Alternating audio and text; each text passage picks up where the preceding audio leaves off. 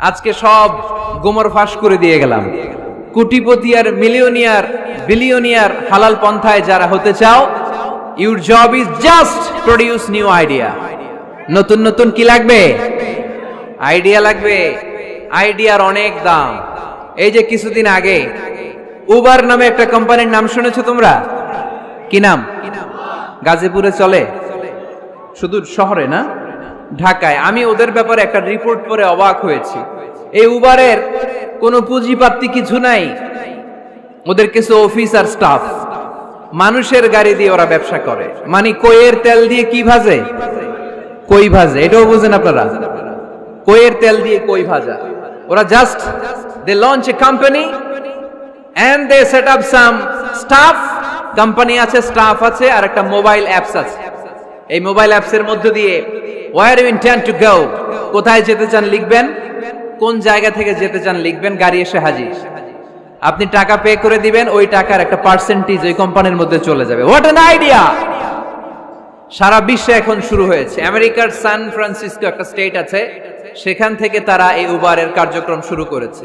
775টা শহরে উবারের এই অপারেশন কার্যক্রম চালু হয়েছে।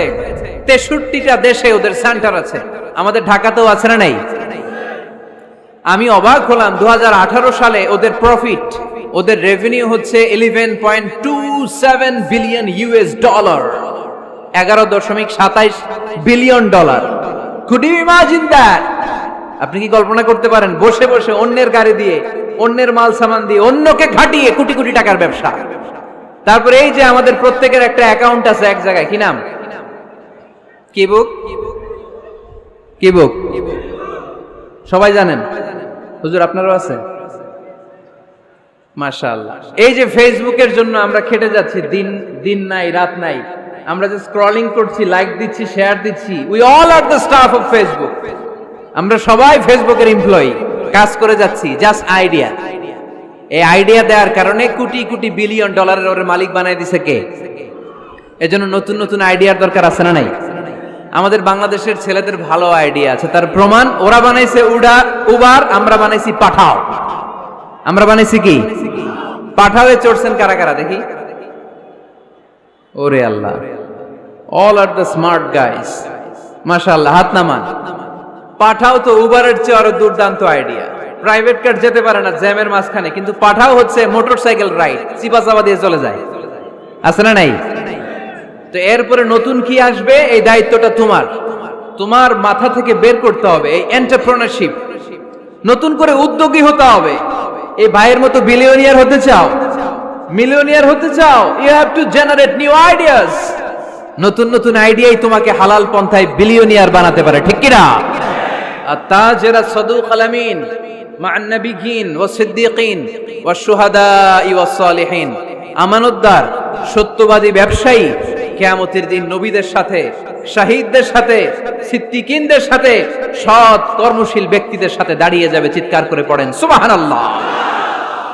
এজন্য নতুন নতুন যত আইডিয়া আছে, এগুলো আমাদের মাথা থেকে বের করতে হবে। তাহলেই আমাদের ব্যবসায় বরকত দিবে কে? সম্মানিত সুধী, তাই বলছিলাম, আমরা নিজের পায়ে দাঁড়াতে চাই, আমরা কিছু করে দেখাতে চাই, আমরা স্বাবলম্বী হতে চাই। পরিশ্রম করতে হবে। পরিশ্রমের কোনো বিকল্প নেই। There is no alternative way to struggle. Struggle তোমাকে করতেই হবে। কেউ তোমাকে তোমার জন্য স্পেস তৈরি করে দিবে না। এই পৃথিবীতে কেউ কাউকে জায়গা দেয় না। এই পৃথিবীতে এসে জায়গা করে নিতে হয়। চিৎকার দিয়ে বলো ঠিক কিনা? হুঙ্কার দিয়ে পৃথিবীবাসীকে জানিয়ে দিতে হয় আমি এসেছি। মায়ের পেট থেকে যখন আমরা বেরোই, আমরা কি বলি? ওয়াও ওয়াও বলে নিজের অস্তিত্বের জানান দেই যে আমি এসেছি, এই পৃথিবীতে আমি জায়গা করে নিতে এসেছি। Life is not a bed of roses. এই পৃথিবী ফুলের বিছানো সজ্জা নয়। এখানে কষ্ট করতে হবে, পরিশ্রম করতে হবে, ঘাম ঝরাতে হবে। পরিশ্রমের ঘামে যে লোনা পানি থাকে, ওই লোনা পানিতে জন্ম নেয় সফলতার বীজ। এজন্য পরিশ্রম করতে হবে। সব নবীরা পরিশ্রমী ছিলেন, সব নবীরা কাজ করেছেন। সূরা জুমার এই 10 নম্বর আয়াতে আল্লাহ তাআলা আমাদেরকে মোটিভেট করে শিখাতে চেয়েছেন যে স্বাবলম্বী হও, নিজের পায়ে দাঁড়াও, কাজের সময়ে কাজ, নামাজের সময়ে নামাজ। আজকে এই স্লোগানটা এই মাহফিলের শুরুতে, মাঝখানে, শেষে বারবার বলে আমরা মুখস্থ করে নিয়ে যাব। কাজের সময় সবাই বলেন নাই তো? সবাই বললে তো এই প্যান্ডেল কাঁপতে শুরু করবে। কাজের সময় এইভাবে আওয়াজ করতে হবে, পারা যাবে? নামাজের সময়, কাজের সময়, নামাজের সময়, সিনেমা দেখার সময় দেখা যাবে না? কাজের সময়, নামাজের সময়, এটা মনে থাকবে? মুখস্থ করা যাবে তো? আল্লাহ রাব্বুল ইজ্জা সূরাতুল জুমার 10 নম্বর আয়াতে মূলত আমাদেরকে এই মেসেজটাই দিতে চেয়েছেন। কাজের সময় কাজ, নামাজের সময়। ফাইযা قضيت الصلاة فانتشروا في الأرض وابتغوا من فضل الله واذكروا الله كثيرا لعلكم تفلحون سبحان الله পড়েন।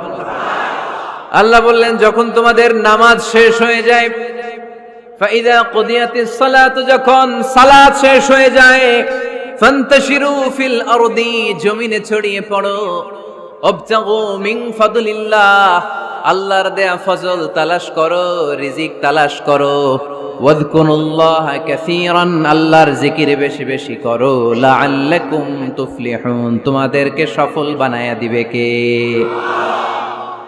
সিস্টেমটা খেয়াল করেন। ফাইদা কুদিয়াতিস সালাহ, যখন সালাত শেষ, ফান্তাশিরু ফিল আরদ, when you are done with your salah, spread out to your workplace, তোমার কাজের জায়গায় চলে যাও।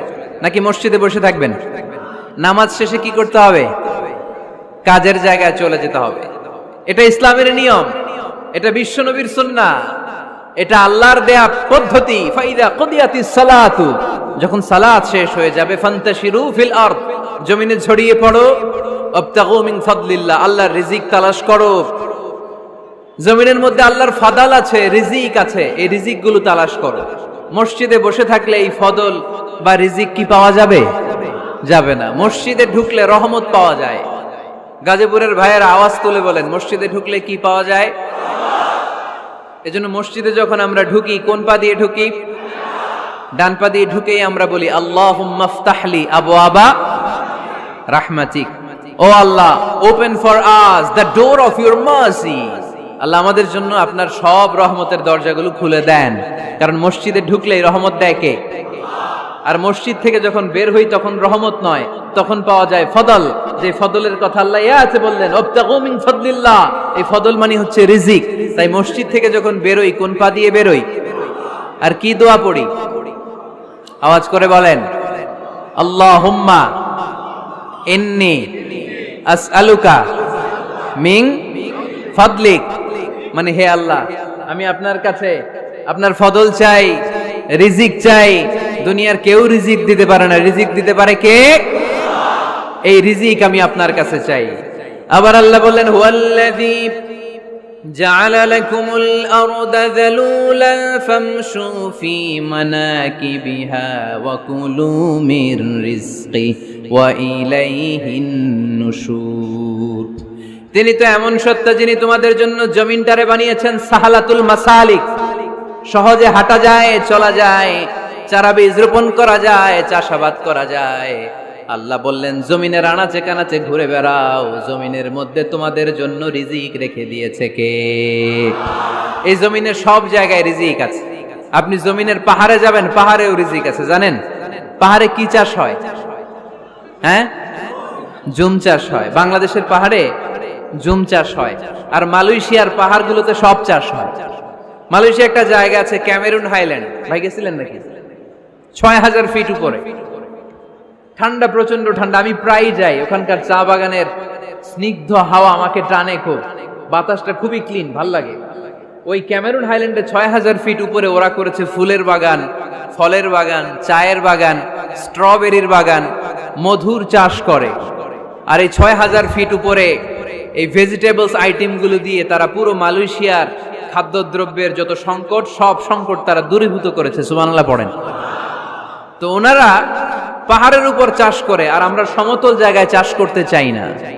চাষাবাদ করতে আমাদের লজ্জা লাগে। কি লাগে? যুবক ভাইয়েরা, কাজে কোনো লজ্জা নেই। কাজে কি নেই? পরিশ্রমে লজ্জা নেই। লজ্জা হচ্ছে অলসতায়, লজ্জা হচ্ছে অকর্মণ্যতায়। আমরা কাজ করে খেতে চাই, পরিশ্রম করে খেতে চাই। রাজি আছো সবাই? এখন অনেকে রুফ গার্ডেনিং করে। রুফ গার্ডেনিং মানে ছাদের, বাসার ছাদের উপরে কি সুন্দর পেঁপে গাছ, আম গাছ। আমি নিজে দেখেছি, নিজেরা খায়, আশেপাশের প্রতিবেশীদের সবাইকে দেয়, বাজারে বিক্রিও করে। নিউ আইডিয়া, রুফ গার্ডেনিং করো। তারপরে একসাথে হাঁসের চাষ হয়, পানিতে হাঁসগুলো ভেসে বেড়ায়, আর নিচে মাছের চাষ হয়। এরকম অনেক যুবক আছে যারা এগুলো করে করে স্বাবলম্বী হয়েছে। আমরা এগুলো করতে চাই না, আমাদের লজ্জা লাগে। আমাদের হোটেলের মেসিয়ারি করতে লজ্জা লাগে, ছোট্ট ফুচকার দোকান দিতে আমাদের লজ্জা লাগে, কিন্তু বিশ্বনবীর ছাগল চড়াতে কোনো লজ্জা লাগতো না। কাজে কোনো লজ্জা আছে? লজ্জা কিসে তাইলে? অলসতায়। আওয়াজ করে বলো, লজ্জা কিসে? অলসতা করা যাবে না। অলসতাকে আজকের প্রোগ্রাম থেকে আমরা না বলে দিব। আমরা অলসতাকে বলে দিব নো। অলসতাকে আমরা কি বলবো? নো। আমরা অলস হতে চাই না, আমরা খেটে খেতে চাই, ঘাম ঝরাতে চাই। পরিশ্রমের ঘামের লোনা পানিতে জন্ম নেয় সফলতার বীজ। আমরা সফল হতে চাই, ঠিক কিনা? এজন্য অলসতা করা যাবে না, কাজ করতে হবে। আল্লাহ রাসূল সাল্লাল্লাহু আলাইহি ওয়াসাল্লাম এবং সাহাবারা আমাদেরকে কাজের প্রতি উৎসাহিত করেছেন।